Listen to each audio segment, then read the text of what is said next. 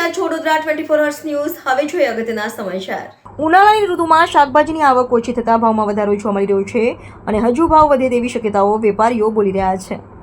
ડભોઈ શહેર અને તાલુકાના મોટાભાગના શાકભાજી 80 થી 70 સુધી રૂપિયા ઉપરાંત કૂવાને કારણે ગૃહિણીનું બજેટમાં મુશ્કેલી પડી રહી છે. શિયાળાની ઋતુમાં વિવિધ પ્રકારના મોટાભાગના શાકભાજી સસ્તા મળતા હતા, પરંતુ ઉનાળાની સિઝનમાં શાકભાજીની આવક ઓછી થતાં ભાવમાં વધારો જોવા મળી રહ્યો છે, જેમાં તુવેર, સિંગ, ચોળાફળી, ગવાર, ભીંડી, ભાજી, લીંબુ વગેરે શાકભાજી 80 થી 70 રૂપિયા ઉપરાંત કિલોનું વેચાણ ડભોઈ માર્કેટમાં જોવા મળી રહ્યું છે અને હજુ ઉનાળાની ગરમીને કારણે શાકભાજીની આવક ઓછી થવાને લઈ ભાવમાં વધારો થઈ શકવાની શક્યતાઓ વેપારીઓમાં બોલાઈ રહી હતી, ત્યારે ગૃહિણીઓનું બજેટમાં મુશ્કેલીઓ પડી રહી હોવાનું જાણવા મળી રહ્યું છે.